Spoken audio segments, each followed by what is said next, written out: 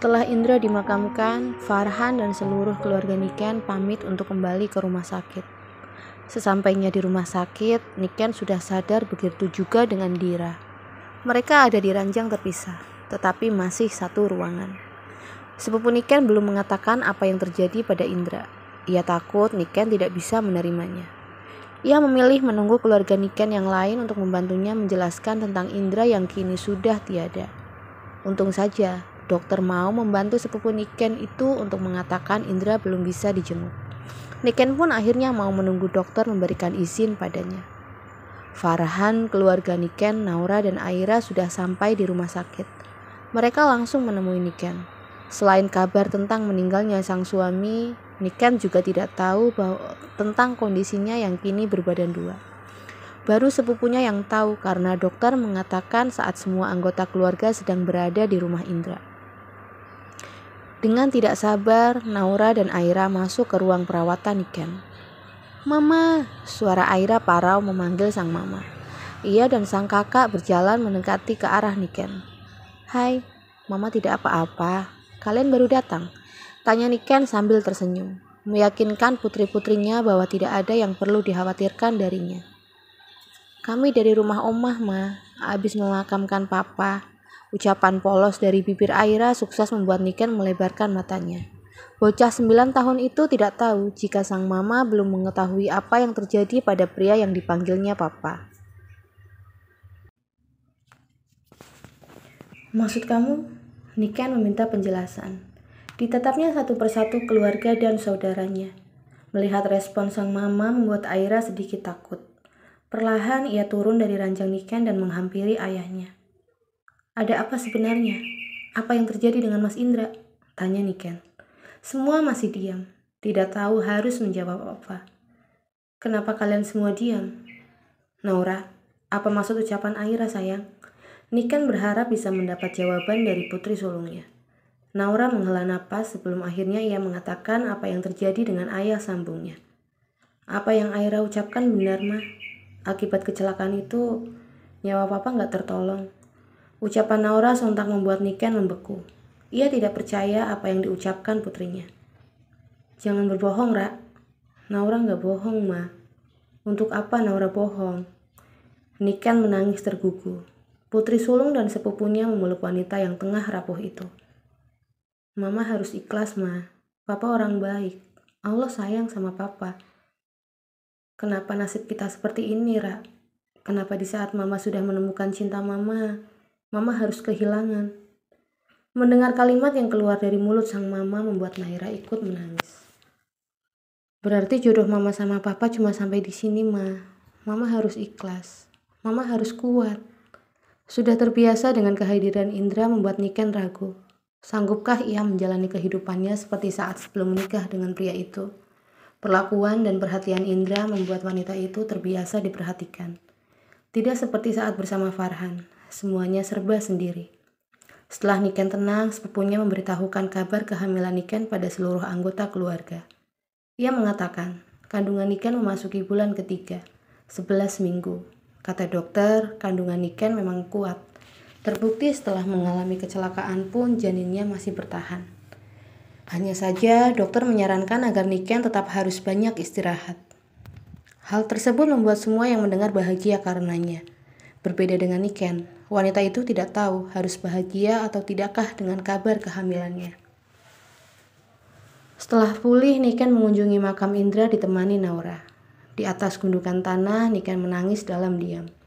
Ia tidak menyangka kebahagiaannya berakhir begitu cepat. Ia berjanji akan menjaga kandungannya, satu-satunya peninggalan Indra yang paling berharga. Pulangnya, Niken mengunjungi rumah mertuanya.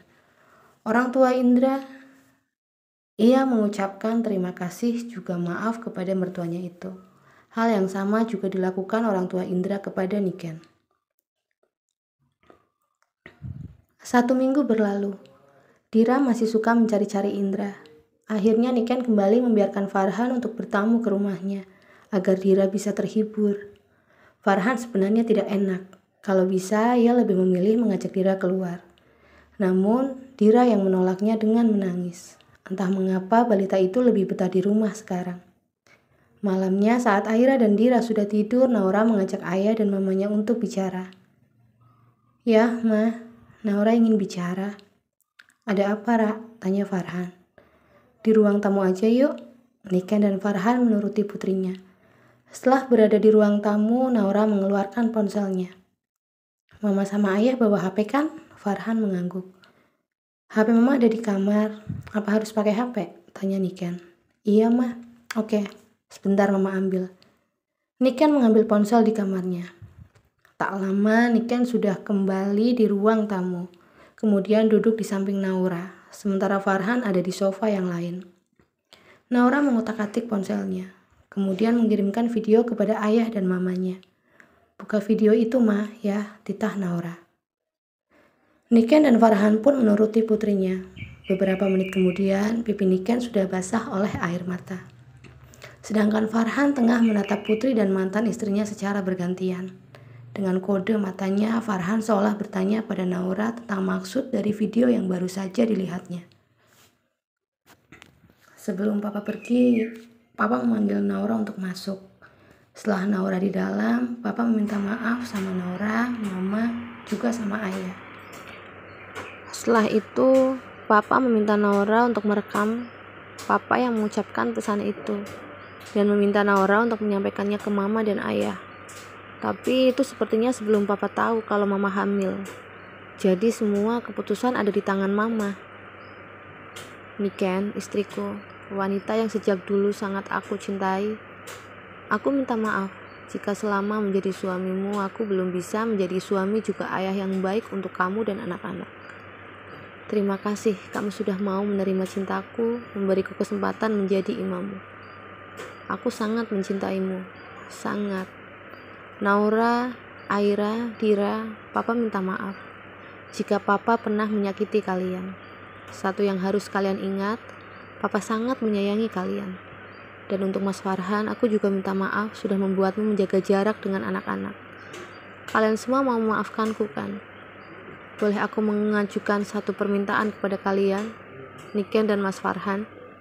Aku yakin, dalam lubuk hati kalian yang paling dalam, kalian masih saling mencintai. Menikahlah kembali, jika tidak mau demi kalian, demi anak-anak. Aku yakin mereka akan sangat bahagia jika itu terjadi. Mereka membutuhkan kalian. Ken, menikahlah setelah masa idah habis.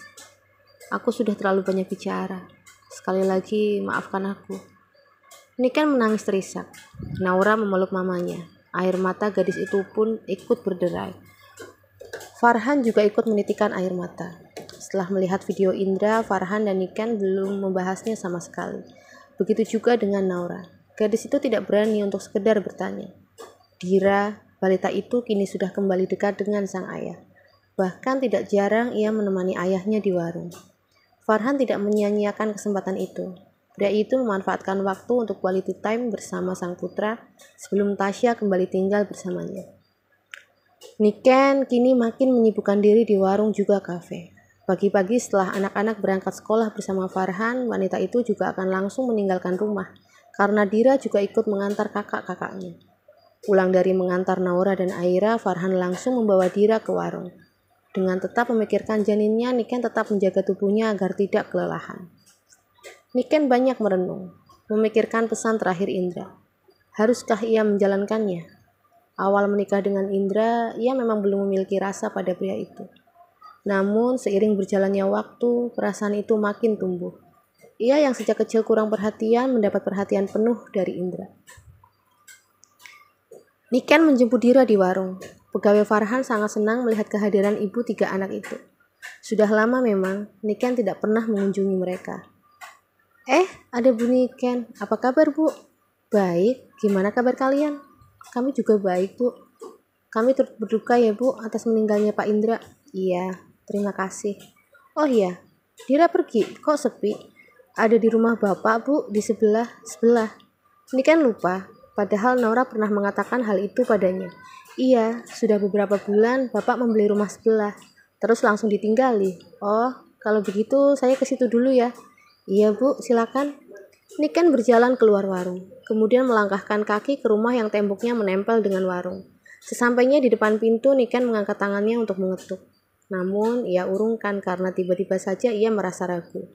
Saat wanita itu akan berbalik arah untuk menunggu di warung saja, pintu terbuka. Farhan tampak terkejut. Ada Mama Dira. Kok nggak masuk? Tanya Farhan, yang sebenarnya ingin mencarikan hubungan mereka. Sebab sejak menikah dengan Indra, mereka saling menjaga jarak. Pun setelah Indra meninggal, meskipun setiap hari bertemu, mereka tidak pernah mengobrol. Niken tersenyum kikuk. Aku ragu, takut salah alamat. Farhan tertawa. Mendengar tawa sang ayah, Dira bertanya. Ayah kenapa? Hah? Enggak sayang, Mama lucu. Jadinya ayah tertawa. Mama lucu? Farhan mengangguk. Ikut Mama, ucap Dira sambil menjulurkan tangan ke arah sang mama. Niken pun dengan sigap langsung menggendong putranya. Pelan-pelan, pesan Farhan. Takut Dira terlalu banyak gerak yang nantinya akan berimbas pada kehamilan mantan istrinya itu. Masuk dulu, Ken. Siapa tahu kamu ingin melihat gubukku. Farhan mempersilakan Niken masuk. Ibu 3 anak itu pun menuruti mantan suaminya. Masuk ke rumah Farhan, kemudian duduk di salah satu sofa. Mau minum apa? Biar aku buatkan, tawar Farhan. Gak perlu repot-repot, Mas. Gak repot kok. Teh hangat ya. Sebentar. Farhan berjalan ke arah dapur. Niken memperhatikan ruang tamu rumah Farhan. Keseluruhan rumah sangat sederhana, bahkan lebih kecil dari rumah yang dibelinya. Pandangannya tertumpuk pada meja yang berada di samping pintu kamar. Di sana ada beberapa foto terpajang. Kebanyakan adalah foto anak-anak.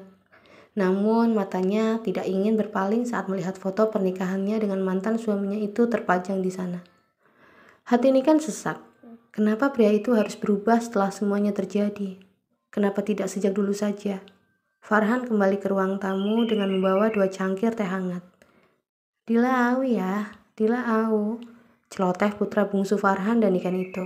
Iya, nanti ya, ini masih agak panas. Dira pun mengangguk. Keheningan kembali terjadi. Pria dan wanita yang pernah menjadi suami istri itu sama-sama canggung. Setelah masa idahku habis, setelah anak ini lahir, maukah Mas menikahiku lagi?